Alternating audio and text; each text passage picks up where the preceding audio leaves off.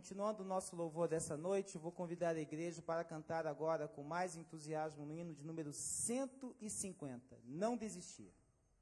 150.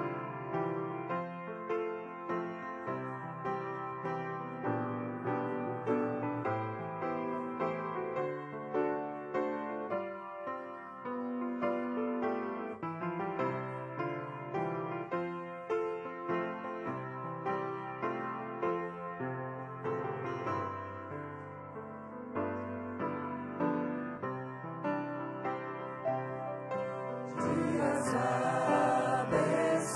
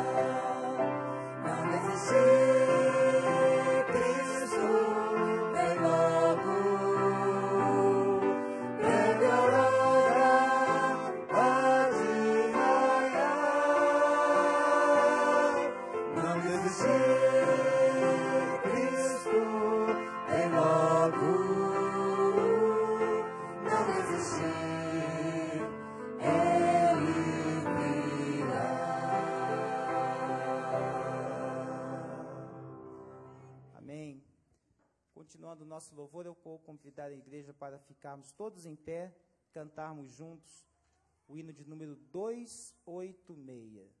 286, Pai, eu me achego a Ti. Vamos nos achegar agora ao Senhor e pedir que Ele esteja junto conosco nesse momento. Vamos louvá-lo em espírito e em verdade, de todo o nosso coração.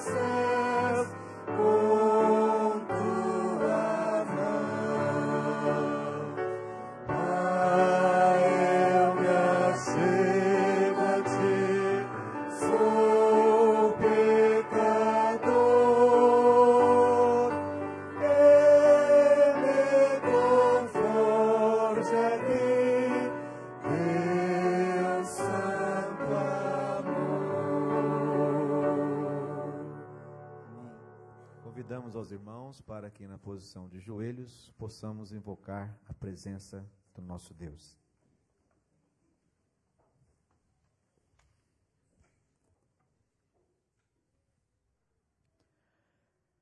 Senhor, nosso santo Deus e Pai que estás nos céus, muito obrigado, ó Deus, pela tua proteção, pela tua graça e pelo teu amor em nossas vidas. Muito obrigado, ó Deus, porque o teu Espírito Santo mais uma vez agiu em nossas mentes e em nossos corações e nos convenceu de estarmos aqui na tua santa casa de adoração. Estamos aqui porque precisamos de ti, precisamos da tua palavra para tocar o nosso jornadear no dia a dia. Portanto, ó Deus, te pedimos que tome mais uma vez em tuas mãos o pastor Braga, para que com a palavra que vem do céu ele possa ajudar-nos a compreender melhor a verdade e o amor que tem por nós. Permaneça conosco nesse culto, nós te suplicamos essas bênçãos, no doce nome de Jesus, o nosso Salvador. Amém.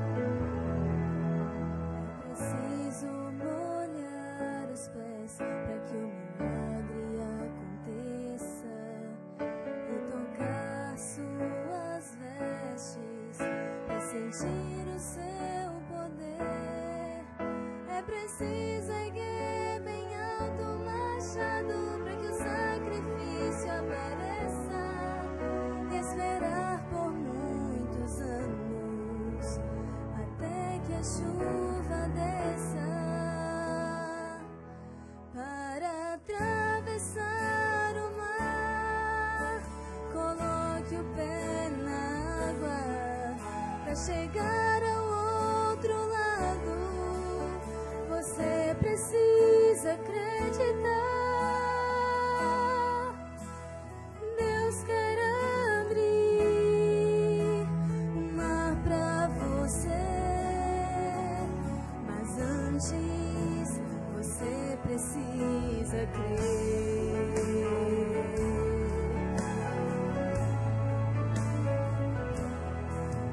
É preciso mergulhar a 7ª vez e clamar mais alto que o mundo, para então voltar a ver. É preciso crer na cruz para tornar-se um novo ser, esperar só mais um pouco até ver Jesus descer. Para atravessar o mar, coloque o pé na água. Para chegar ao outro lado, você precisa acreditar. Deus quer abrir o mar para você, mas antes você precisa crer. Sem fé o impossível é achegar-se a Deus. Pela fé os meus pés irão tocar terra firme no meio do mar.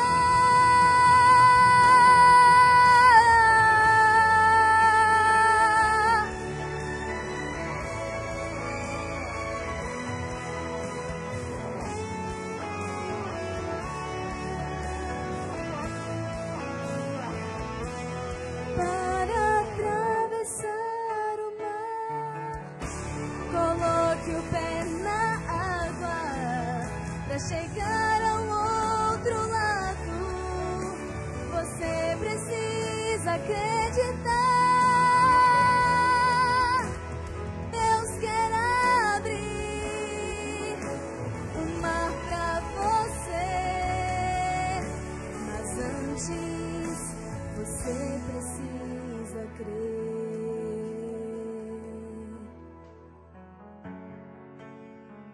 Amém.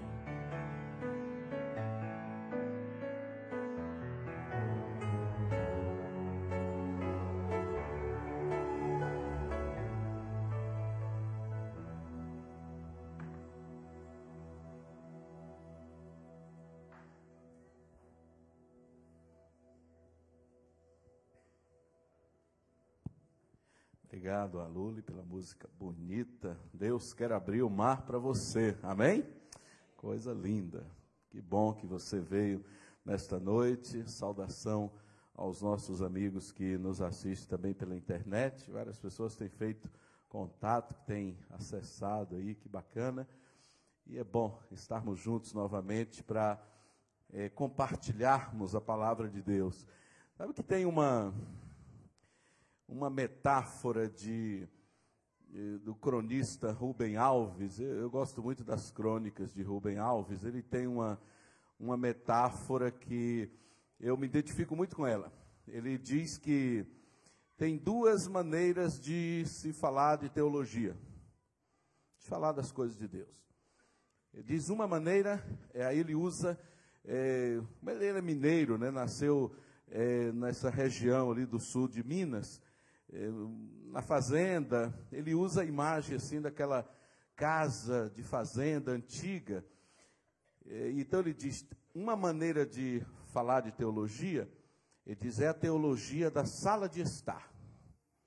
Você lembra como eram as casas de antigamente? A sala de estar era aquele lugar, por exemplo, criança não ia lá, né? Um lugar de gente séria, de conversa séria, né? Assim, quando ia servir a visita, né? Uma água, por exemplo, como é que serve a água? Na bandejinha, né? Tudo, a sala de estar. Então é aquela teologia formal, muito boa, cheia de formalidade. Aí ele fala de uma outra maneira, e aí isso resgatou a minha própria infância, eu que nasci também assim num ambiente de roça, lá no interiorzão da Bahia, lugar que eu nasci muito pequenininho, e chama-se Santa Terezinha. Até um tempo atrás, a minha filha foi, com uma amiga da gente, foi para o interior da Bahia, trabalhar nos hospitais lá, fazendo estágio, e ela passou numa cidade que chama Santa Terezinha. Tem uma cidade que chama Santa Terezinha. Aí ela ali, pai, eu passei aqui na sua cidade. Eu falei, ô filha, essa Santa Terezinha aí é uma metrópole diante da minha. Para você ter uma ideia, eu nasci em 1961. As duas últimas casas da rua de meu lugarejozinho ainda são as duas últimas casas da rua. Você vê como cresceu o lugar, né? Então veio essa imagem, ele fala da teologia ao redor do fogão de lenha. Lembra do fogão de lenha? Nas casas de antigamente, principalmente essas bem do interior assim, a cozinha ficava bem lá no fundo, casas geralmente compridas, né? A cozinha ficava lá no fundo. Ele estava no fogão de lenha.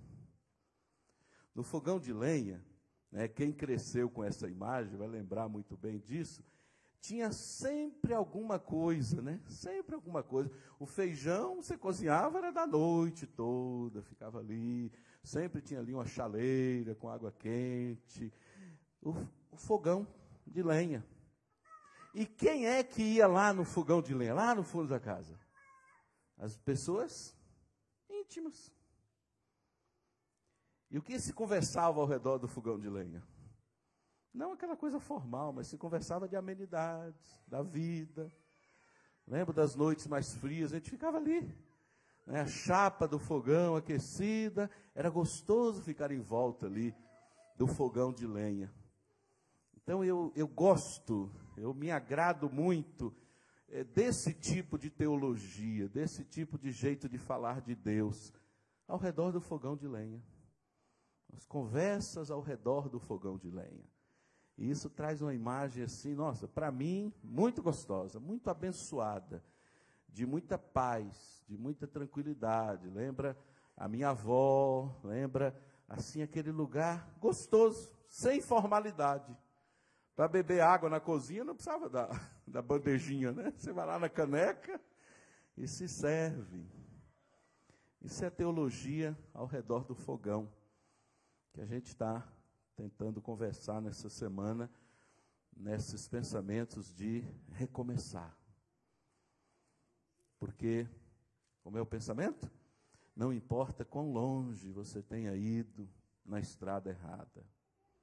Em qualquer lugar que a gente decida voltar, Deus colocou ali uma placa de retorno. E a gente recomeça. Às vezes, talvez no dia de hoje, você precisou recomeçar algumas vezes. talvez uma palavra dita ali de forma errada, um salseiro ali com o chefe ou com alguém, né? E a gente tem que recomeçar. Então é gostoso recomeçar. E antes de abrir a palavra do Senhor hoje, eu quero convidar a Larissa, que ela me contou uma história sábado, muito bonita, de um testemunho que aconteceu com ela, e ela queria contar para vocês, um testemunho bonito, de algo que aconteceu assim na vida dela. Conta para a gente, Larissa. Boa noite. Poucas pessoas que me conhecem, eu sou baixinha, né? Bom, quem me conhece sabe que Deus me deu o dom de cantar, mas eu nunca falei, nem para dirigir um louvor. Eu já falei para a Jane, nossa, não pede para eu dirigir louvor não, que eu não gosto de falar. Mas quando eu vi que eu estava precisando repartir isso com vocês, eu resolvi conversar com o pastor, contei a história, e ele falou, não, pode falar, segunda-feira você vai lá e conta esse testemunho. Desde 2007 eu faço o curso de Educação Física na Unitri, e como eu faço ele à noite, eu tenho muito problema com a sexta-feira. Mas até que isso não foi muito problema, porque o coordenador desse curso que eu faço, ele sempre me ajudou muito. E eu tive um problema agora, no final do ano passado, em que eu fiz uma matéria com esse coordenador do curso. E por conta desse problema, ele simplesmente virou as costas. Eu fazia faculdade, eu fazia o curso com ele, a matéria, e eu trabalhava na mesma época da faculdade, e aí, por conta disso, eu adquiri algumas faltas, e eu poderia ser reprovada na matéria por conta de falta. Só que ele somou as faltas e falou para mim, falou, Larissa, fica tranquila, você não vai reprovar por falta, tá tranquilo, pode continuar seu caminho. Então, o ano virou, eu me matriculei nas últimas 3 matérias que faltavam para eu me formar, graças a Deus. E aí recebi a notícia no dia que eu fui fazer a matrícula que eu havia bombado nessa matéria por conta de uma falta. Isso lá na Unitri é muito fácil de resolver, porque os professores têm autonomia de escrever um memorando para retirar, alterar qualquer coisa. Eles podem alterar a nota, alterar a falta, com uma justificativa, né, que o pró-reitor aceite. Então, eu fui atrás da coordenação na época para saber o que eu deveria fazer, porque o professor que me deu essa matéria, que era o coordenador do curso ano passado, pediu demissão e entrou com um processo contra a Unitri. E por conta disso, eu não tinha contato com ele, eu não tinha número de telefone, eu não sabia onde que ele estava. E só ele poderia escrever esse memorando. Então, eu fui atrás do pró-reitor da faculdade, conversei com ele e ele simplesmente virou as costas para mim e falou, Larissa, não tem solução, pode fazer a matéria de novo. É lógico que pela Unitri, eles querem, lógico, que a gente faça a matéria e pague, né, o dinheirinho ali. E eu fiquei muito chateada porque a faculdade simplesmente virou as costas e falou, não podemos te ajudar. A única solução, acha o Mauro, que era o coordenador na época, o professor dessa matéria, encontra ele e pede para ele escrever um memorando. Eu fiquei muito aflita, porque eu não tinha contato dele, eu não tinha como procurá-lo. E, assim, por Deus, um professor falou, Larissa, eu sei onde ele trabalha. Você quer ir atrás dele no serviço dele? Eu falei, opa, vou demais. Então, eu resolvi ir atrás dele no serviço dele, conversei com ele, expliquei toda a situação. Ele ficou chateado na hora, porque ele tinha contado as faltas e ele tinha falado para mim que eu não reprovaria por falta. E ele falou assim, olha, Larissa, sinto muito, não posso te ajudar, porque a minha advogada falou que qualquer coisa que eu escrever, que eu fizer, a faculdade pode usar contra mim no julgamento. Então, eu fiquei muito chateada, muito angustiada, porque eu teria que ficar mais 1 ano na faculdade para fazer essa matéria, por conta de uma falta, sendo que eu passei na matéria, com nota boa, e eu teria que fazer novamente por conta de uma falta. Aí, no momento assim, muito angustiante da minha vida, eu resolvi fazer uma oração, falei, Senhor, vou abrir a Bíblia. E eu preciso de esperanças, eu preciso saber o que eu tenho que fazer, porque eu não posso fazer essa matéria de novo.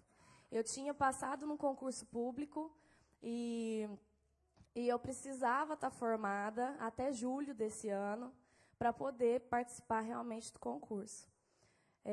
Então, eu abri a Bíblia em Salmo 71. Quem quiser pode abrir. E lá eu li as palavras onde Deus me fortaleceu e me trouxe muita esperança. Lá diz assim, Salmo 71. Ó Senhor Deus, Tu és a minha esperança, nunca deixes que eu sofra a vergonha da derrota. Ajuda-me e livra-me, pois Tu és justo. Ouve-me e salva-me. Ó Deus, sê a minha rocha de abrigo e uma fortaleza para me proteger.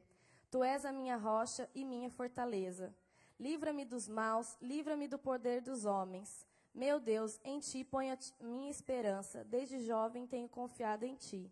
Toda a minha vida tenho me apoiado em Ti. Eu sempre Te louvarei. A minha vida tem sido um exemplo para muitos, porque Tu tens sido o meu defensor. O dia inteiro eu Te louvo e anuncio a Tua glória. Não me rejeites, não me abandones agora que estou fraco. Logo que eu li isso, eu senti muito o conforto de Deus. Deus me levantou, me deu força e falou, não desiste, você vai conseguir. Então, eu resolvi ir atrás de um advogado para saber quais os direitos que eu tinha, às vezes, porque a faculdade poderia solucionar isso para mim, já que o coordenador não era mais funcionário da Unitri, então eles tinham poder para estar resolvendo isso. E eles não quiseram, então ficou o pró-reitor me jogando para o ex-professor e o professor me jogando para a faculdade. Ficou aquele joguinho. Então, eu decidi ir atrás do advogado, e o advogado me tirou as esperanças de novo. Ele falou, Larissa, desiste, porque vai ser sua palavra contra a faculdade está certa, e não há nada que você possa fazer, a não ser que você consiga um memorando desse professor. Então, eu fui atrás dele novamente, do professor, implorei para ele, disse que eu precisava, expliquei sobre o concurso e tudo. Ele me falou, Larissa, sinto muito, não posso te ajudar. E isso foi há umas 3 semanas atrás. Quando foi segunda-feira passada, eu fiquei sabendo que ia acontecer a primeira audiência contra a Unitri, no processo que ele tinha entrado por danos morais. E então eu fui atrás do advogado novamente, perguntei para ele, falei, e essa audiência, como é que funciona? Se ele ganhar, ele pode escrever isso para mim? Ele falou assim, olha, Larissa, sinto te informar, mas ele não vai ganhar a primeira audiência, porque a Unitri vai querer, como é que se diz quando quer... recorrer, isso, a Unitri vai querer recorrer e eles não vão entrar num acordo, e isso vai durar uns 2 anos, mais ou menos, é muito enrolado essas coisas. Então, novamente, eu ajoelhei e todo mundo que me conhece, eu comecei a pedir para todo mundo orar, para todo mundo me ajudar, e pela graça de Deus, ele ganhou a audiência contra a Unitri, e aí, eu prontamente fui atrás dele e falei, Mauro, assina para mim, por favor, ele já pegou o papel, falou, vou assinar, e eu fui na Unitri, entreguei esse memorando, a faculdade aceitou, mesmo tendo demorado tanto tempo. E, graças a Deus, dia 31 de julho, agora eu vou me formar, pela graça de Deus. E eu conversei muito com Deus, eu falei, Senhor, se o Senhor me ajudar, eu vou testemunhar sobre essa bênção na minha vida, porque eu acho que as pessoas precisam saber que Deus está do seu lado, que Deus está com vocês. E se vocês pedirem, se for da vontade dEle, eu tenho certeza que Ele vai ajudar. Amém? Louvado, querida, Deus seja louvado. Como é bom, né, a gente recordar sempre deste Deus que não nos abandona, que nunca desiste de nós. Isso é tão maravilhoso. Quero convidar você, então, a entrar no clima da mensagem desta noite. Como viver bem em Babilônia. Porque alguns historiadores dizem uma frase mais ou menos assim, é comum a muitos historiadores. Se nós não aprendermos da história, nós estamos condenados a repeti-la. E é verdade.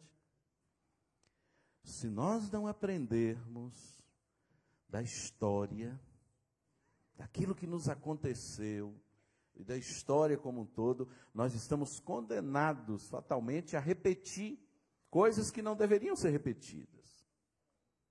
Então eu vou contar uma história. Uma história que o pano de fundo dela está aqui na Bíblia, depois nós vamos ler o verso que corresponde a essa história. Imagine-se como morador de Jerusalém, no século VI a.C. O que era Jerusalém nessa época? Era um lugar bom de morar, muito bom. Jerusalém é uma das cidades que foi conquistada muitas vezes, até demorou muito para que os judeus, através de Davi, somente no reinado de Davi, é que Jerusalém foi conquistada. Jerusalém tornou-se uma cidade muito boa, era a capital. Sob o reinado de Salomão depois, você lembra, foi construído o grande orgulho do povo judeu, que era o templo de Jerusalém. Os muros da cidade propiciavam assim um sentimento de segurança muito grande. Naquele tempo, você sabe, a segurança de uma cidade estava muito relacionada à qualidade dos muros que uma cidade tinha. E Jerusalém tinha muros tremendos. Era bom viver ali. E por essa época aí, no século VI, começam os rumores de uma grande nação, que era a Babilônia, que avançava em direção a Israel. Isso era complicado.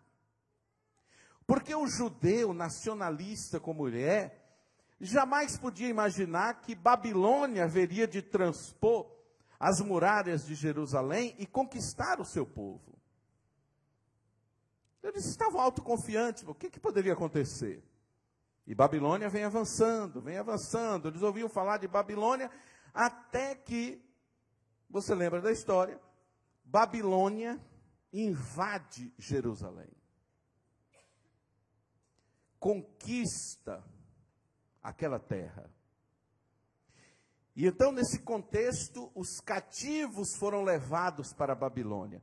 Babilônia, claro, um império poderoso, ele desarticulava o território conquistado. Como que desarticulava?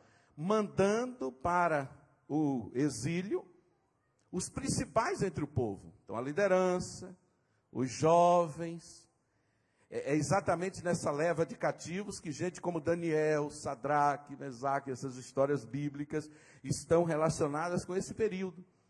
Eles foram levados como cativos para a Babilônia.